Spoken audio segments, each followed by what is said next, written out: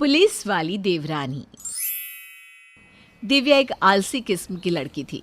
न तो उसकी सुबह उठने की कोई दिनचर्या थी और ना ही काम करने की।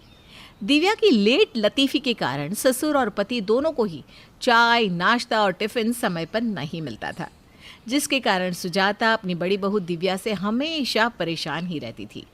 हे भगवान, आज फिर से दिव्या सुबह के 7 बजे तक बिस्तर तोड़ रही है। अब यह कब उठेगी, कब नहाएगी और कब चाय नाश्ता बनाएगी, इसका तो बस भगवान ही मालिक है। सुजाता अभी बड़बड़ा ही रही थी कि पति सुजीत की आवाज़ उसके कानों में पड़ जाती है।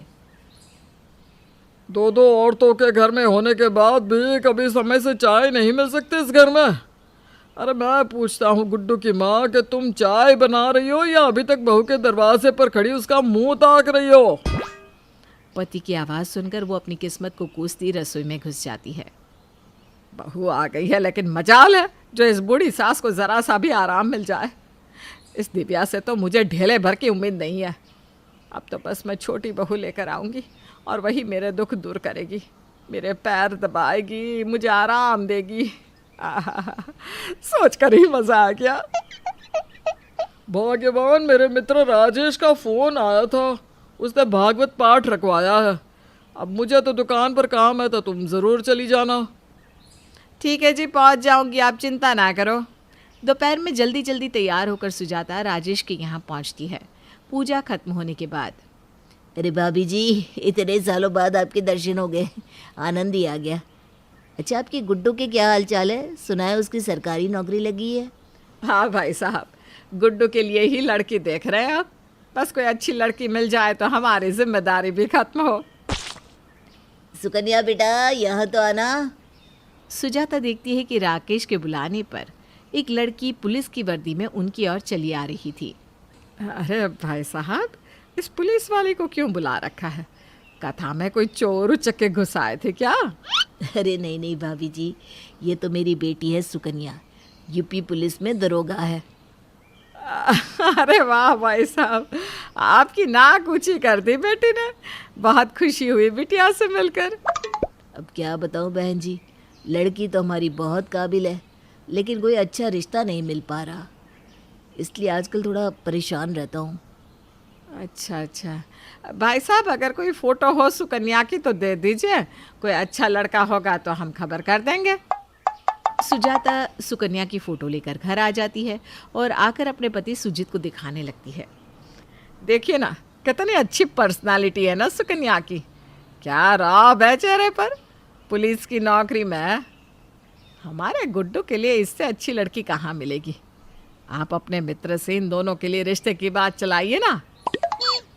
सुजीत अपने दोस्त राकेश से सुकन्या और गुड्डू के रिश्ते की बात करता है और जल्द ही सुकन्या शादी करके सुजाता के घर आ जाती है।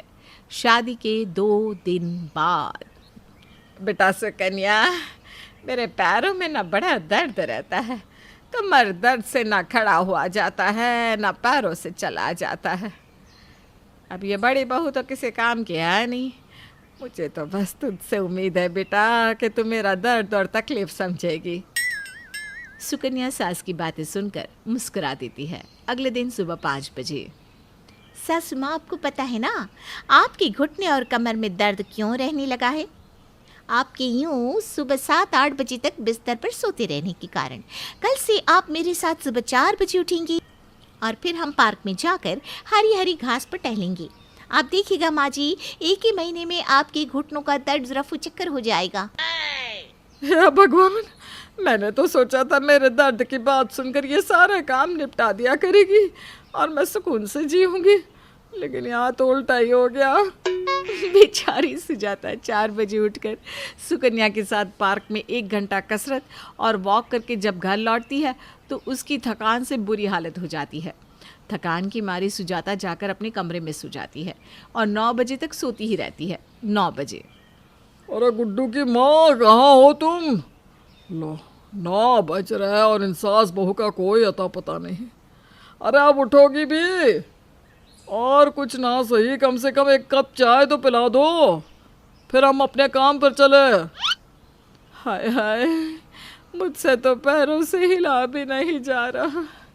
गुड्डू के पापा, चाय आप ही बना लो।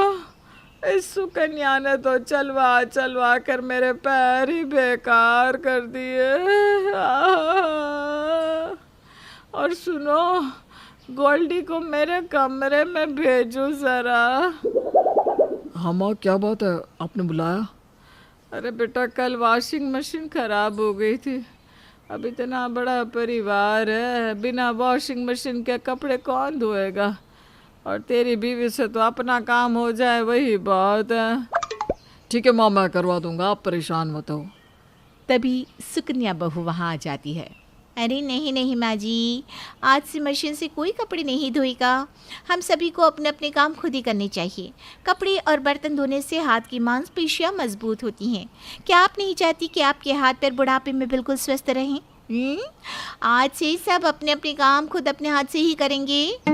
इतना कहकर बहू सुकन्या वर्दी पहनकर जूते खटकाती हुई वहाँ से निकल जाती है। राम जी, तूने खूब दुश्मनी निकाली मुझसे। एक बहू ने कम्मी काम चोर निकली तो मैं दूसरी पढ़ी लिखी नौकरी वाली ले आई। अरे मुझे क्या पता था कि ये तो मेरी ही चक्कर गिन्नी बनाकर छोड़ देगी। लगता है सारी दारोगाई ये मुझ पर ही निकालने वाली है। अब तो राम ही भला करे हमारा।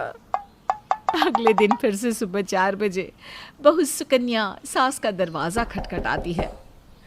बेटा देख, अब बुढ़ापे में मुझसे ये कसरत ना हो पाएगी। सच बताऊं, मैंने ना झूठ बोला था तुझसे। मुझे कोई दर्द वर्द नहीं है, मुझे तुम बख्शी दे बेटा। तभी कमरे के बाहर खड़ी बड़ी बहू की आवाज़ सास को सुनाई देती है। अरे दिव्या बहू, तू आज सुबह 4 बजे ही उठ गई? तू तो 7 बजे भी रो रो कर उठती है। आ जाइए माँ जी, बहाने बनाने से कोई फ़ायदा नहीं होने वाला। यहाँ पर पापा जी और गोल्डी जी भी हैं। अब सुजाता को समझ में आ गया था कि बहाना बनाने से कुछ होने वाला नहीं है। बेचारी मन मार कर सबके साथ टहलने के लिए निकल गई। अब तो छोटी बहू ने घर में बिल्कुल जेल जैसा माहौल बना दिया था। सास ससुर की मीठी चाय से लेकर जेठानी के समोसे जलेबी तक सबकी एंट्री अब गुप्ता निवास में बंद हो गई थी। सासू माँ तो बेचारी चाय की इतनी आदी थी कि आधे दिन सर पर पट्टी बांध कर ही लेटी रहती। दिव्या बहू, आधा कप चाय पिला दे, सर दर्द से मेरी तो जान ही निकल जाएगी। नहीं माँ जी, मुझे आपकी दरोगा बहू से पंगा थोड़ी ना लेना है। कल को कोई झूठा केस बनाकर अंदर कर देगी तो जेल में चक्की पीसिंग एंड पीसिंग एंड पीसिंग, ये मुझे नहीं करना। हाँ, मेरे घंटे भर के आराम को हराम करने के लिए आप ये हिटलर पकड़ कर लाई थी। अब देख लीजिए माँ जी, इसने हम सबकी क्या हालत बना दी है। अरे बहू, मेरी अकल पर पत्थर पड़ गए थे जो मैं इस पुलिस वाली से जा भिड़ी। कभी कभार चाय नाश्ता ही तो बनाना पड़ता था। अब तो रात की नींद से लेकर दिन का चैन तक हराम हो गया है। दोनों सास बहू अपने अपने दुख बांट ही रही थी कि तभी सुजाता का फोन बज उठता है। हेलो, हाँ सुजाता बोल रही हूँ। बाजी, आपका बेटा गोल्डी पुलिस स्टेशन में बंद है, आप लोग थाने आकर मिलिए। हॉस्पिटल, तुझे पता नहीं कि मेरी बहू दरोगा है? दरोगा छोड़ेगी नहीं तुम्हें? बाजी, सुकन्या मैडम ने ही उन्हें गिरफ्तार किया है, आप लोग थाने आ जाइए। अरे दिव्या बहू, इस सुकन्या ने तो तेरे पति को पकड़कर जेल में बंद कर दिया। बुला अपने पापा जी को, कह रही है थाने आना पड़ेगा। थोड़ी देर में सास सुजाता, दिव्या और ससुर जी थाने पहुंच जाती हैं। छोटी बहू, ये क्या ड्रामा है? अपने जेठ को ऐसे जेल में बंद करते हुए तुझे जरा सी भी शर्म नहीं आई? देखिए ईश्वर चंद जी, छोटी बहू मैं आपके घर में हूँ। थाने के अंदर मैं इंस्पेक्टर सुकन्या हूँ। अच्छा होगा कि आप मुझे मैडम बुलाएं। अरे नास पिटी, ठहर जा, अभी तेरे बाप को बुलाती हूँ। देखती हूँ थाने के अंदर तू अपने बाप को क्या क्या कर बुलाएगी, दुर्गा प्रसाद या फिर कुछ और। अपनी ज़ुबान को लगाम दीजिए, नहीं तो एक ऑन ड्यूटी पुलिस ऑफिसर के साथ बदतमीजी करने के इल्ज़ाम में मैं आपको जेल के अंदर बंद कर दूंगी। ठहर जा गुड्डू की माँ, मुझे बात करने दे। अच्छा ये बताओ, तुमने गोल्डी को अंदर क्यों बंद किया है? ये गरीब सब्जी वालों का शोषण कर रही थी, मैंने खुद अपनी आंखों से देखा है। अरे नालायक, ये बहू क्या कह रही है? पापा, मैं तो बस सब्जी वाले को बोल रहा था कि सब्जी के दाम सही सही लगाओ, नहीं तो मैं अंदर करवा दूंगा। मेरे भाई की पत्नी दरोगा है। और बस इस सुकन्या ने मुझे सब्जी वाले से बात करते हुए सुना और घसीटते हुए थाने ले आई। मैंने पुलिस फोर्स गरीब और बेगुनाहों को सताने के लिए ज्वाइन नहीं किया। मैं कोई ऐसी वैसी पुलिस ऑफिसर नहीं हूँ। आपने मेरे उसूल तोड़े हैं। अरे बाबा, मैं कोई शोषण नहीं कर रहा था, मैं बस डिस्काउंट मांग रहा था। आगे से मेरी तौबा, मेरे बाप की तौबा। सब्जी वाला अगर 20 रुपये दाम बताएगा तो मैं 25 रुपये देकर आऊँगा बस।